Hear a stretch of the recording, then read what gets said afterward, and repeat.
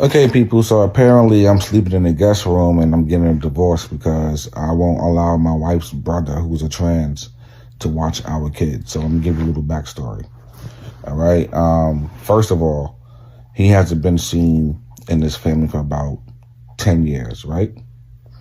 No big deal. I mean, a big deal, but no big deal. He finally comes back around as Brianna. His name was Brandon, now he's Brianna. No big deal. Okay, do you. But the first thing you do when you get back is not to offer to watch our kids overnight.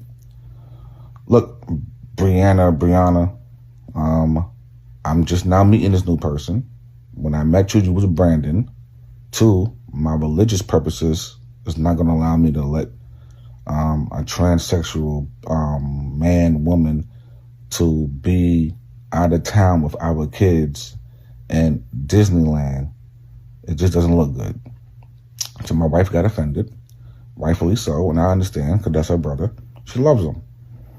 And I don't have no problem with him either. It's just his lifestyle. I don't want to confuse my two boys. We have two boys and a little girl. Why would you want that around them? One is 10, one is 8, the little girl's 11. They ask the most craziest questions. You don't think they're going to ask me, who is this person? Why is Uncle wearing a dress? So I said no, respectfully. Turned to a big uproar, got into a big argument. So yeah, I went in the guest room. Actually, I prefer to be in the guest room anyway. It's bigger. And not to mention, she's talking about she can't be with somebody who doesn't allow her family members to be active in our kids' lives. I have no problem with your whatever being active, just not alone with them. He's not taking them out of town. He's not spending the night with them without one of us being there.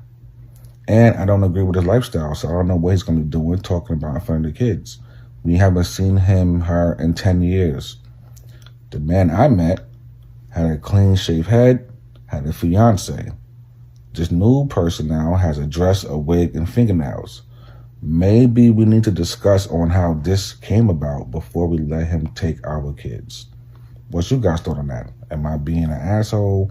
Am I being, what's the word? Pig-headed?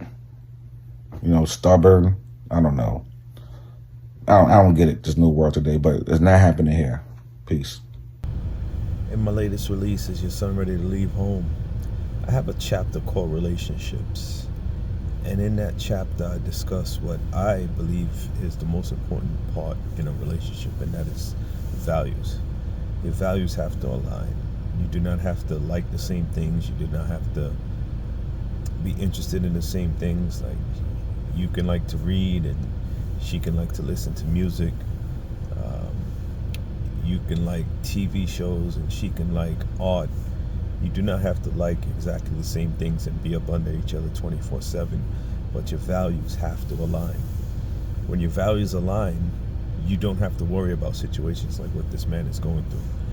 You're on the same page because you know that you're going to raise your children the same way. So it's very important. Values have to align. A lot of people think, oh, we have to have a lot of things in common. That's not actually true. Your values have to align. You know that no matter what, your partner is not going to go contrary to you because your values are on the same page. So just something to consider. Make sure your values are on the same page so you do not end up in a situation like this man here. Check me out. Is Your Son Ready to Leave Home?